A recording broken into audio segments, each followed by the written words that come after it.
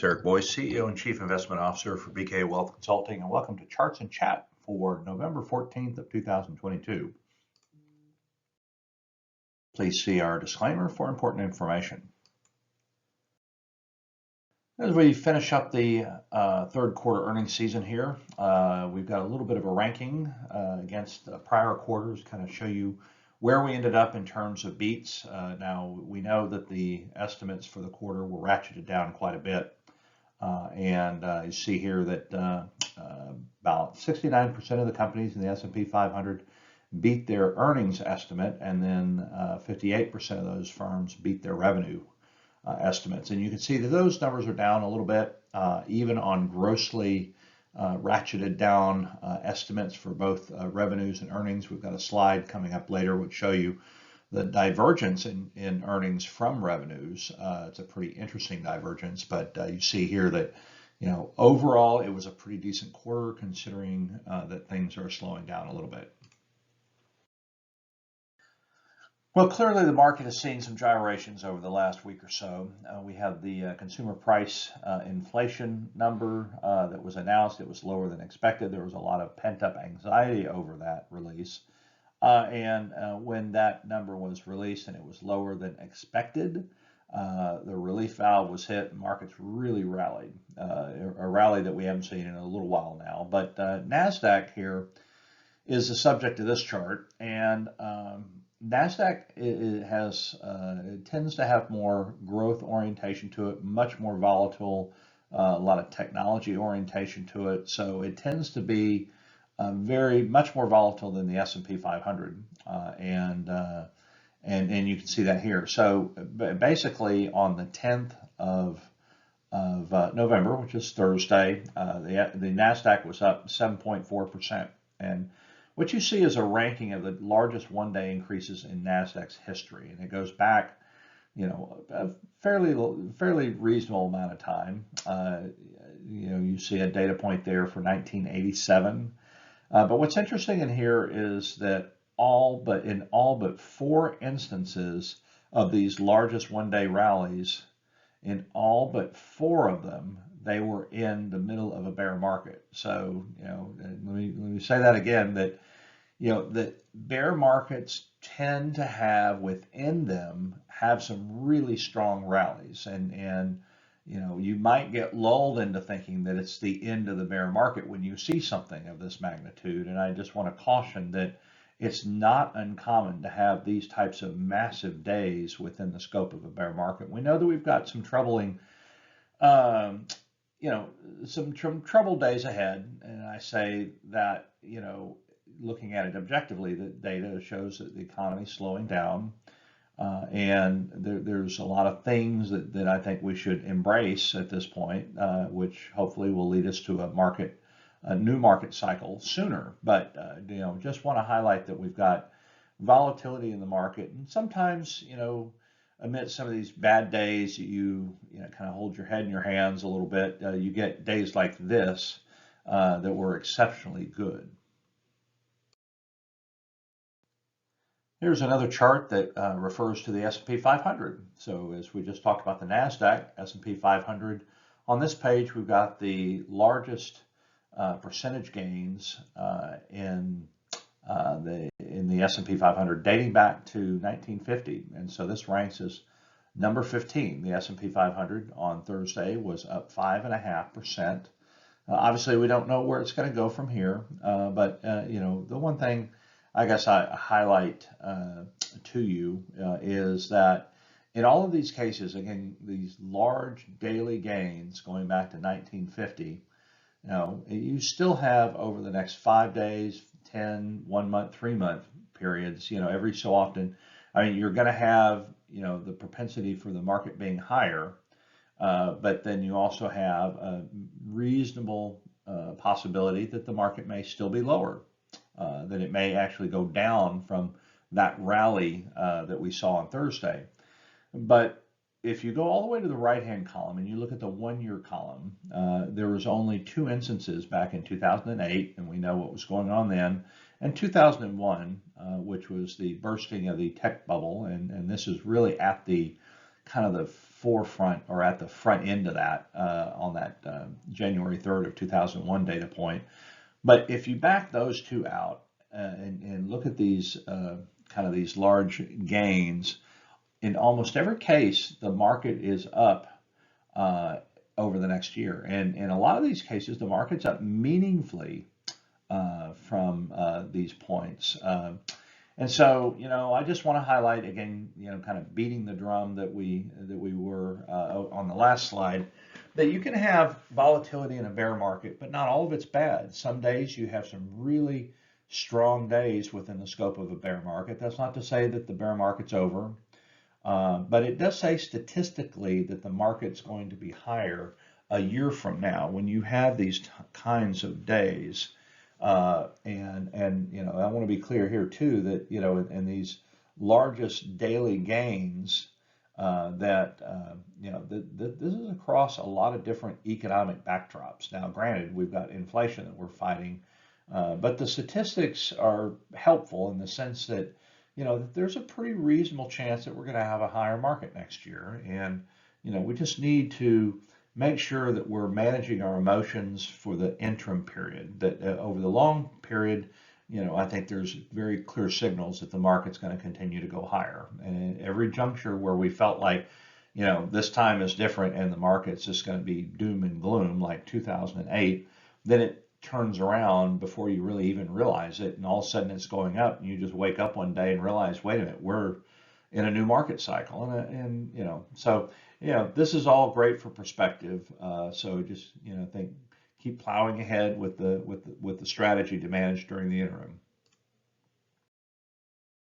Here's 2022 year-to-date returns, and I thought this chart was interesting because it talks about a few different strategies, like backing out fundamentals and just purely trading on volatility. So in that blue line, it represents the returns that you would get if you had bought the S&P 500 when the VIX index was over 30, and that you sold your investment in the S&P 500 when the VIX, or the volatility index, was below 20. And so sometimes you get more often than not, when the volatility is high, that's not necessarily good for the market. That means that there's some kind of uncertainty that the market doesn't like, and so more often than not, the market, when the volatility is high, is going down. And so this is a strategy that tries to maximize that. And what's interesting here, returns are almost 26%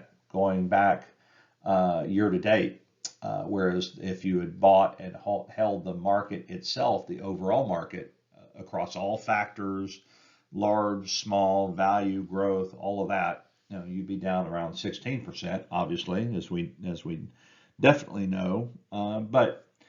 And had you actually bought when volatility was low and sold high, you'd be even worse off right now. But so clearly, buying high or taking down equity stakes when volatility is high is actually proven to be a pretty worthwhile approach.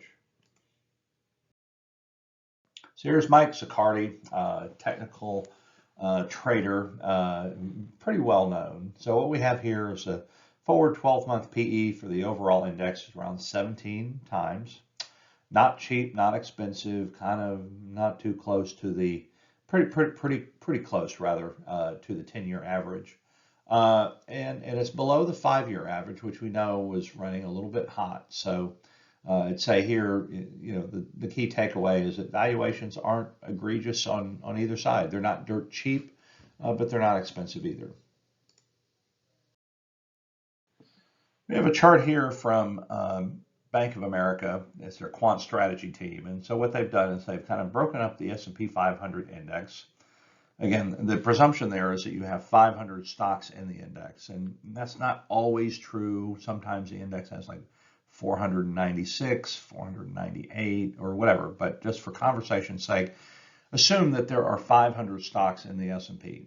And so they look at the top tier of those, and specifically the top decile, or the top 10% of those companies, of those index constituents. And this time series goes back to 1986, and so they compared the relative or they measured the relative valuation in terms of price to earnings from the bottom 450 of the 500 stock constituents in the S&P 500 and weighed them against the top decile. And what's interesting here is that the rest of the index is actually relatively inexpensive. And you look at these orange bars, that represents a standard deviation. And that's meaningful because statistically, where we are right now is actually pretty rare in terms of the rest of the index. If you were to buy it, excluding the top decile of stocks there, the top valuation stocks. And again, you know, a lot of what we're talking about there are technology stocks that are really, really volatile,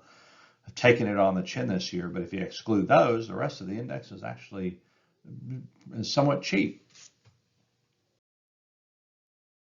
Here's a slide from Urian Timmer of Fidelity, plotting the current environment and the track to two very notable bear markets. And one was 1946 after the Second World War, in which the war machine began to kind of like slow down. Obviously, we weren't needing to build tanks and planes and things like that. And so we had a notable slowdown economically and a pretty strong bear market as well. And then also 1968. And even though these bear markets had kind of different tails on them, and most bear markets, you know, do have their own uniqueness to them. But, you know, I think looking at that, you know, the intersection of the X and the Y axis at 0, and the starting point of this is like the end of December 2021 for the current sign. Everything's indexed to where the peak in the market was. That, you know, what this suggests, and this is really the key takeaway, is that we're at least relative to these two bear markets, that we're pretty close to the bottom here. Now, I think it's not unreasonable to assume that we're going to be bouncing around here for a while before we regain our footing. And like I said, it wouldn't surprise me too much to see another 6 to 7 months or so of, you know, more volatility. The market may be trading a little bit sideways or whatnot, but I do think we are a lot closer to the bottom than we probably think we are. And we've already given up a lot in this market. So I think we'll have days like we did Thursday. I think we'll have days like we did a week ago last Monday. And the market's sold off quite a bit. So I think we'll have a lot of jockeying around, find its footing. And then we'll see kind of this upward trajectory in returns that I'm quite certain are out there on the horizon. We just don't quite know when. So to get to the next upcycle in the market, obviously we need to stabilize our earnings. And so this is a chart of the S&P 500 as reported, generally accepted accounting principle, EPS growth year over year. And that right now is negative. It's been negative for a couple quarters now. So, and again, companies make adjustments all the time. They'll buy back their stock, which reduces the amount of fully diluted shares in their EPS calculations and helps to inflate their earnings. But, you know, needless to say here, earnings growth is negative and has been for a couple quarters. And so, you know, eventually that will even itself out, and then you'll have the law of averages begin to kick in. And as we continue to compress earnings growth and companies show increased sensitivity to, you know, costs and particularly to demand, and if you see that, you know, begin to slow down, it's going to consolidate here around the 0% line, give or take. And then, you know, eventually you're going to have a fairly strong buy signal in this, and that you're going to have recovery of earnings when you get into the next cycle. Here's a chart of S&P 500. This is the one that I referred to a little bit ago. So you've got sales growth and you've got EPS, and and these are you know, not only estimates here, but they're also kind of a tale of historical activity as well. And you can see that earnings were going up, moving higher, and then we had a divergence here. We had sales that began to stall out in the middle of the summer. You had earnings that were still moving maybe a little bit higher along with sales, but again, the growth rate was really tepid. And then now you see earnings trail off. Now, sales hasn't done that yet. There's still demand out there, and I still think to some degree inflation's playing a part in the sales figures, but you're beginning to see that profit situation kind of break down. And I think that's what creates this anticipated volatility in the equity markets over the next 6 months or so. But as we've already seen, the preponderance of historical data suggests that 1 year from now, we're going to be higher than where we are now. And I think the pace of which will be dictated by this chart here and how that orange line settles out, maybe go sideways for a while, and then we eventually find that new cyclical growth track. Well, when you have a good day in the market, you tend to be a little risk off. So on Thursday, we had a massive change in the equity markets, which led to a pretty interesting day in the fixed income markets. And in this case, too, we also had a very strong sell-off in the dollar. And dollar's obviously been acutely strong over the last year or so, and we had the worst day in the dollar market, the DXY or the Dixie, since March of 2009. Here's credit card interest rates moving higher. We know that we've got increased balances on these cards because people are maintaining spending habits, but they're using more credit to do it. And you can see that the interest rate being charged is continuing to move higher, and so this will be a further burden on consumers, further impact to purchasing and demand patterns. Obviously, if you're having to pay more in credit card overall balances, you'll be less inclined to spend. And I think this is one of those potentially those self-fulfilling prophecies. So wages and employment are obviously something that we're following very closely, and we've seen the quits rate remain fairly high. We've seen the number of open positions in the market relative to the people that are unemployed remain relatively high. We see labor participation being a little bit low, but we've certainly seen wages move higher. And what this chart does from the Fed, from the Atlanta Fed, is break out a cohort of those who are switching jobs, measuring the wage growth for those folks relative to those who are staying put.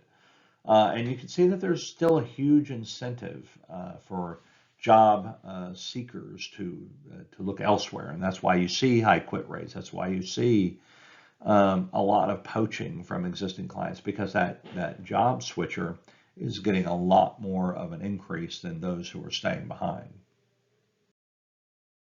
When we talk about the different components of inflation, and we've got some charts on that, clearly shelter is something that we're concerned with, because right now, even with home prices coming off their peaks, and inventories beginning to stabilize, obviously we've seen a fair amount of moderation in housing prices in the not so distant past here.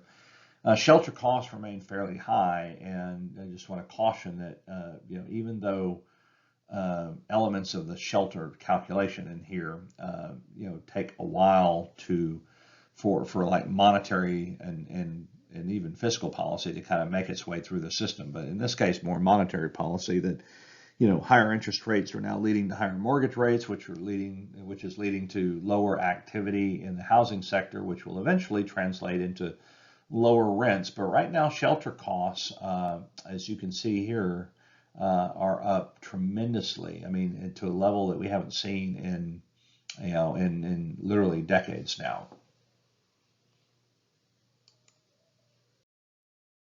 Here's a tweet from Charlie Bilello, and he talks about prior recessions. You've got the 3-month at 4.28%, and then you've got the 30-year at just over 4%. So, we talk about these inversions, the 2-year to 10-year, the 3-month to 10-year. In this case, you got the 3-month to 30-year. And when you've got that inverted, he actually went back and looked at these periods in which we had the 3-month, the 30-year Treasury yield invert like it has now. And in every case thus far, going back to 1989, where we've had this incident, it's actually been a very strong predictor of recessions. You can see here in this chart, and that's why I wanted to put it into the presentation, just because I don't think it's any surprise or should be any shock to anybody that we're heading towards a recession. Now, the question is, how deep is it going to be, and how quickly do we get there? So this just confirms to us that, we're clearly heading in that direction. Embrace it, don't fear it, just manage through it, and we get to the other side. Here is a chart looking at another one of those inversions. This is the 10-year Treasury to 3-month Treasury, and this is actually a very strong predictor as well of recessions. And so in this case, we've got a data series that goes back a ways, but it is like 100% spot on in predicting recessions within the next 6 to 12 months. And see, I do believe that we'll be there perhaps a little bit sooner than that, perhaps. And obviously with the S&P falling an average of 30% from the start of the recession, I mean, we've actually seen those gyrations. I mean, we've actually been down to levels that are within striking distance of that negative 30%. So, we're not quite down that much now, and obviously we had a bit of a rally at the end of last week. But just know that that these things are pretty good predictors. And it wouldn't be complete in an analysis of inflation and interest rates if you didn't look out on the horizon. And so it's just as important to kind of gauge what inflation expectations are, and those are obviously captured in the University of Michigan Sentiment Survey, which is heavily weighted towards one's view of inflation. But those expectations are then manifested into the expectation or expected moves in Fed funds rates. And right now, the market is expecting at the December meeting, again, right around the corner, 50 basis points. So not 75, but 50. So that's a moderation. And so that will take us to a range on Fed funds, 4.25, 4.5. And then their market is pricing in now another 25 basis points or 0.25% in February and March. And so that eventually takes us to about 5%, which is actually very close to where our terminal rate expectations are, which is in that bottom chart. And then after that, you start getting rate cuts later next year. And again, the timing of that is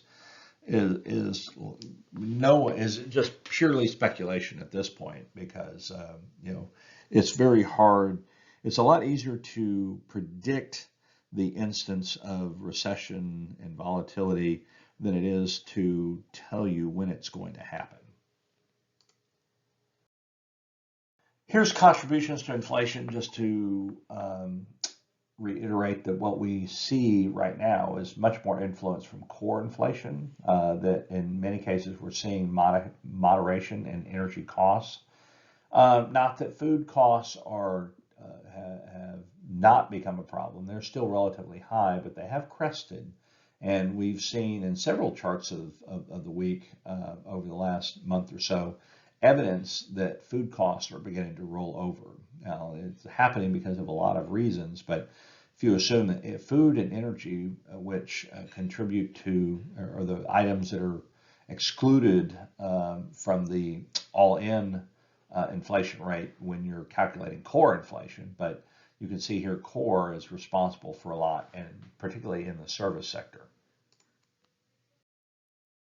Core consumer prices, 12-month change. You can see that divergence here too. So services Inflation is still with us. Goods inflation has really rolled over. A lot of that has to do with drop in demand for durable goods. You don't have as much demand for ordering capital goods online as you did during the pandemic, and so naturally you're seeing a decline in goods prices. A lot of manufacturers are kind of like holding raw material right now, and they just don't have the end demand for it. But services inflation continues to move up, and I think that's a theme that we'll be watching. And to the extent that labor costs moderate, services inflation may actually moderate here in the near term. This is the New York Fed survey of inflation, and it's basically looking out, looking out 1 year and looking out 3 years, and you can see that the enthusiasm for inflation, or I should say better, the expectations for inflation are actually dropping, which is very consistent with what I just mentioned before about Fed funds rates, peaking at like 5% before those begin to roll over. And I think the thinking is by the end of next year, we'll be in this downturn, maybe, we'll be in the shallow recession perhaps, but you can see that inflation expectations are already very well entrenched. That again, those expectations are that inflation is going to go down.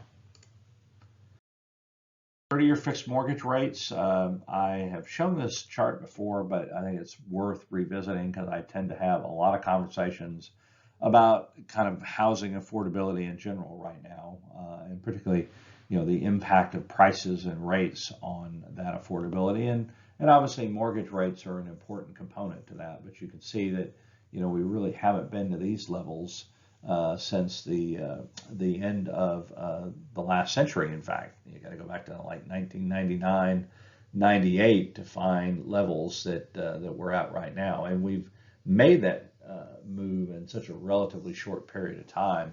It'll be interesting to see overall activity levels based on this, and maybe even something that might even be we could overlap this data with, but you can see. Back in the early 80s, we had very high mortgage rates. That was tied to inflation and the path of short-term rates. And then we've been in this secular decline for actually several decades now, and that's obviously been reversed as of late. Small business owners talking about inflation has certainly picked up. In fact, this one caught my eye because it's not just more people are beginning to talk about it, but I mean, we've seen a massive spike in this particular metric. And so, regardless of how the survey is being conducted, and again, this is the National Federation of Independent Business, or NFIB, which is an advocate for small business out there. And we know that there are plenty more small businesses than large businesses. And but apparently here there's a lot of these small business owners that are talking about the impact of inflation on their environment. Construction spending on computer and electronics I thought was really interesting because I expected it to move higher during the pandemic, and it did. After the pandemic, it's actually just exploded out of a cannon. And so I'm not saying that this is tied to the semiconductor support bill in the U.S. Congress, but at least the optimism and the enthusiasm for increasing capacity here domestically is pretty high right now. Prices for hotels and motels. I mean, we've been talking ad nauseum about the lodging industry ever since the pandemic and how those folks were struggling and limiting capacity. They had labor shortages, they couldn't find enough workers, so on and so forth. But you can see that prices are very much elevated. We've had some of this is in response to those constraining factors that I mentioned. Other things are that you're seeing fairly strong personal demand for lodging, and then you're seeing maybe an incremental gain perhaps off the bottom in business travel. Now, business travel is still challenged, but there's certainly a lot more of it now. And as you can see here, that people are paying a little bit more for that. And we talked about labor shortages, and this is just showing you that the job vacancies are not just a U.S. phenomenon. In fact, it's very widespread across the globe. Even though our job vacancies have dropped, and again, we're not the only ones there where it's dropped. I'm just saying that that there are still areas in the country, or in the world rather, where that's still actually moving higher.